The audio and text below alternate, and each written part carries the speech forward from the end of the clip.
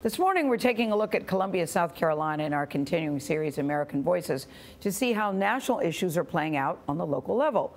Under the watch of Mayor Steve Benjamin, Columbia became the first city in the U.S. to outlaw the attachment of bump stock gun accessories last year. Benjamin's work to fight climate change and committed South Carolina's capital to 100% clean energy by 2036. The Democratic mayor also worked to improve relations between police and local communities by launching the Justice for All initiative. He is the president of the non-partisan U.S. Conference of Mayors, and Mayor Benjamin, who he says, guys, we can call him Steve, joins us at the table. Hello, Steve. I'm going to call you Mayor Benjamin. It's very good to have you here. It's exciting to be here. Thank you. We have heard that the mayors are committed. You said the tone is to appeal to the better angels of us. Now, I remember in middle school, that's from Lincoln's Gettysburg Address. Why do you think that we need to appeal to better angels of us? That was back in the 1800s. This is 2018. We live in the greatest democratic nation in the history of the world. But no, and we need to make sure that remains so. We can only do that by making sure we continue to work together. America's mayors are driving this American experiment. Cities and metropolitan economies now account for 85% of our population, 90% of all jobs, 91.2% of all American GDP, $20 trillion, is created in cities and metropolitan economies. New innovations as to how we deal with public health issues, how we're preparing for 5G and advent of these new innovative technologies.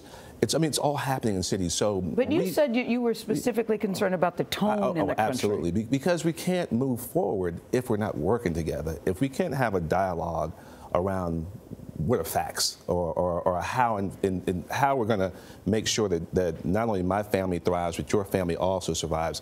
I remain convinced in South Carolina, if you take a legal pad and I write down the 10 most important things to me and my family, and I ask someone who shares a completely different demographic what the 10 most important things are, there are 8 things on that list that we all agree on.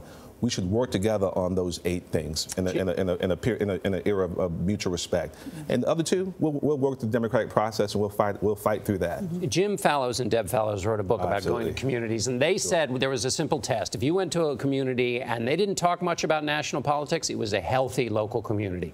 To the extent that people were obsessed with national politics in Washington, that meant it was not so healthy there. Do you think that?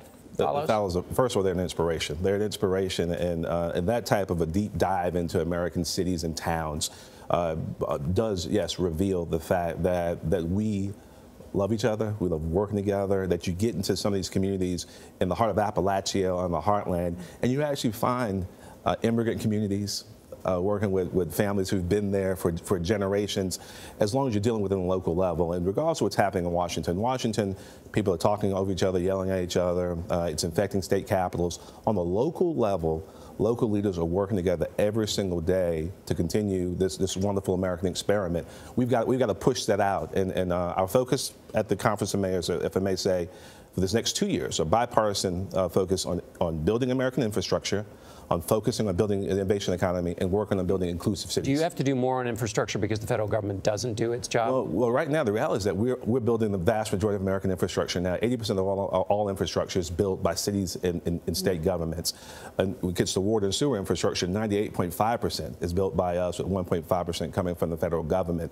The reality is, depending on who you're talking to, either $2 trillion or $5.2 trillion is needed in American infrastructure. We have terracotta pipes in the ground, 200 years old, in cities and towns across America. If we're going to compete with our friends in Europe and in Asia and even some developing countries in other parts of the world, we've got to make sure we start investing in American infrastructure. It would be wonderful to have a partner in Washington, D.C., but America's cities are committed to leading even in spite of that. The president has withdrawn from the Paris Climate Agreement, and yet Mayor Bloomberg, who was here, talked about how cities, though, can do a lot in terms of greener, cleaner energy. What's Columbia doing? I'll tell you, I'm thankful to Mayor Bloomberg for his leadership all across this country. Mayor Garcetti with Climate Mayors. I partnered with the Sierra Club and Mayors Kevin Faulconer, Francis Suarez from San Diego and Miami, respectively, and Jackie Biskupski from Salt Lake. Bipartisan leadership to commit to clean and renewable energy by 2036. And mayors are important in this discussion because when you start talking to people about how do we stop the Earth from warming 1.5 degrees Celsius to where it was before the Industrial Revolution, people's eyes glaze over. Yes. But a mayor can talk to someone and say, okay, your child's suffering with asthma. Yeah. Let me show you what we can do to help deal with that. If we put some solar panels on your roof, we can cut your bill by $200, and it helps with your income issues and this issue of income volatility that's affecting families.